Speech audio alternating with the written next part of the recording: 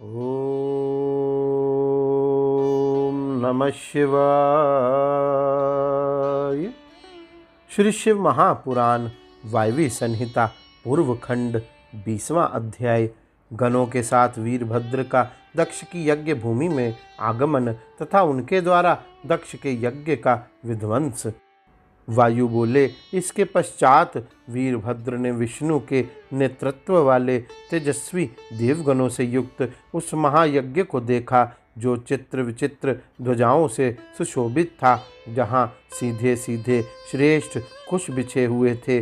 भली भांति अग्नि प्रज्वलित हो रही थी, जो चमकते हुए स्वर्णमय यज्ञ पात्रों से अलंकृत था तथा जिसमें यथोचित कर्म करने वाले यज्ञ कुशल ऋषियों के द्वारा वेद विहित रीति से भली भांति विविध यज्ञ कृत्यों का संचालन हो रहा था, जो हजारों देवगणाओं एवं अप्सराओं से समन्वित था। वेणु वीणा की ध्वनियों से गुंजित था तथा वेद घोषों से मानो अभिवृद्धि को प्राप्त हो रहा था। दक्ष के यज्ञ को देखकर वीर तथा प्रतापी वीरभद्र ने गंभीर मेघ के समान सिंहनाद किया।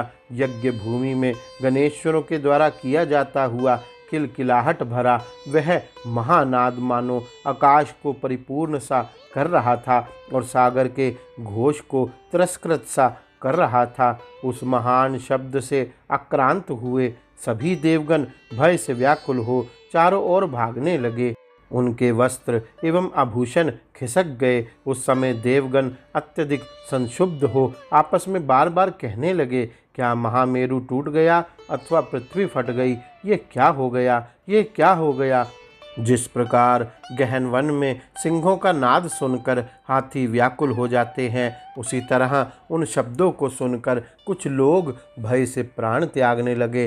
पर्वत फटने लगे, पृथ्वी कंपित हो उठी, आंधियां चलने लगी, समुद्र संक्षुब्ध हो उठे, आग का जलना बंद हो गया, सूर्य की प्रभा धूमिल हो गई और नक्षत्रों, ग्रहों तथा तारागणों का प्रकाश लुप्त हो गया। उसी समय भगवान वीरभद्र अपने गणों एवं भद्रकाली के साथ उस समुज्ज्वल यज्ञ स्थल में पहुँचे। उन्हें देखकर दक्ष भयभीत होते हुए भी दृढ़ की भांति बैठे रहे और क्रोधित होकर यह वचन कहने लगे, आप कौन हैं और यहाँ क्या चाहते हैं?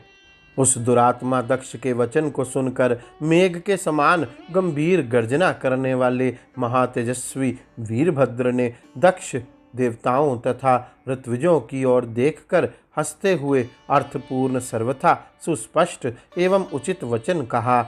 वीरभद्र बोले, हम सब भगवान रुद्र के अनुचर हैं और अपने भाग की कामना से यहाँ आए हैं, अतः आप हमारा भाग दीजिए। यदि इस यज्ञ में हमारा भाग नहीं रखा गया है तो उसका कारण बताइए, अथवा इन देवताओं को साथ लेकर मुझसे युद्ध कीजिए। वीरभद्र के द्वारा इस तरह कहे जाने पर दक्ष के सहित देवताओं ने उनसे कहा, इस विषय में तो मंत्र ही प्रमाण है, हम लोग इसमें समर्थ नहीं हैं। मंत्रों ने कहा, हे देवताओं, आप लोगों की बुद्धि मोह से ग्रसित है, जिससे आप लोग प्रथम भाग पाने के योग्य महेश्वर का यजन नहीं कर रहे हैं। मंत्रों के द्वारा इस प्रकार कहे जाने पर भी मूढ़ बुद्धि वाले उन सभी देवताओं ने वीरभद्र के बहिष्कार की कामना करते हुए उनको भाग नहीं दिया। जब उनके अपने वे सत्य एवं हितकर वचन व्यर्थ हो गए, तब वे मंत्र वहाँ से सनातन ब्रह्मलोक को चले गए।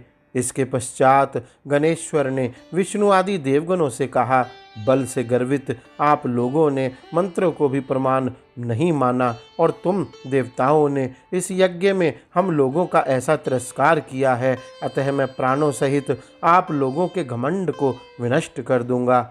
इस प्रकार कहकर कुपित हुए भगवान वीरभद्र पर्वत के समान यज्ञवाट को नेत्राग्नि से उसी प्रकार जलाने लगे जिस प्रकार शंकर ने त्रिपुर को जलाया था। पर्वतों के समान भयानक शरीर वाले गणेश्वर ने यज्ञ के स्तंभों को उखाड़कर हवनकर्ता के कंठों में रस्सियों से बांध दिया और विचित्र रूप वाले यज्ञ पात्रों को तोड़ फोड़ कर जल में और यज्ञ की सभी सामग्री उठाकर गंगा में फेंक दी। वहाँ पर जो दिव्य अन्न पान की पहाड़ जैसी राशियां थी। अमृत के समान मधुर दूध की नदियां, स्निग्ध दधि की राशियां, अनेक प्रकार के फलों के गूदे, सुगंधित भोज्य पदार्थ, रस में पान सामग्री, लेह्य पदार्थ एवं चोष्य पदार्थ थे। उन्हें वे वीर खाने लगे, मुखों में डालने लगे और फेंकने लगे। वीरभद्र के शरीर से उत्पन्न बलवान वीर वज्र, चक्र, महाशूल, शक्ति, पाश, पट्टिश, मूसल, खड्ग, टंक, भिंदिपाल तथा फर्शों से लोकपाल आदि सभी उद्यत देवताओं पर प्रहार करने लगे। इस तरह गणेश्वरों के छेदन करो, भेदन करो, फेंक दो, शीघ्र मारो, काटो, चूर्ण करो, छीन लो, प्रहार करो, उखाड़ दो, फाड़ दो आदि कानों को शंकु की भांति पीड़ा देने वाले युद्धोचित भयानक शब्द जहाँ तहाँ होने लगे। कोई आंखों से घूर रहा था तो किसी ने अपने दांतों से ओंठ और तालुओं को काट लिया। वे श्रेष्ठ गण आश्रमों में स्थित तपस्वियों को खींच खींच कर पीटने लगे और स्त्रुवों को छीनते हुए तथा अग्नियों को जल राशि में डालते हुए, कलशों को फोड़ते हुए, मणि निर्मित वेदियों को नष्ट करते हुए, बारंबार गाते हुए, गरजते हुए, हंसते हुए तथा आश्व की भांति रक्त को पीते हुए नाचने लगे।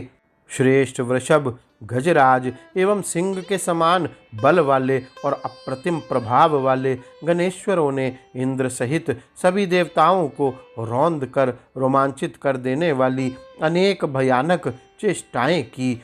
कोई प्रमथ आह्लादित हो रहे थे, कोई प्रहार करते, कोई दौड़ते, कोई प्रलाप करते, कोई नाचते, कोई हंसते और कोई बलपूर्वक उछलते कूदते थे।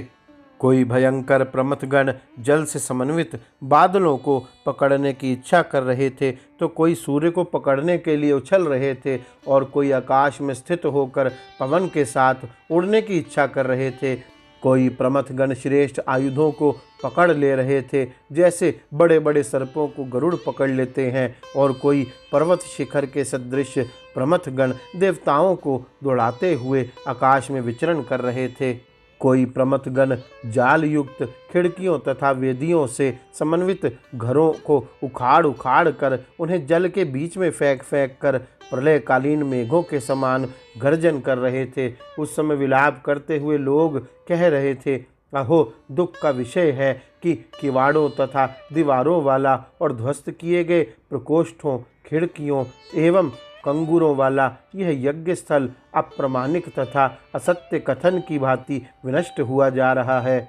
उस समय विध्वस्त किए जा रहे घरों में स्थित स्त्रियां हा नाथ, हा तात, हा पिता, हा पुत्र, हा भ्रात, हा मेरी माता, हा मातुल आदि दैन्य सूचक शब्दों को बार बार बोल रही थी। गौरी शंकर भगवान की जय। ओम नमः शिवाय।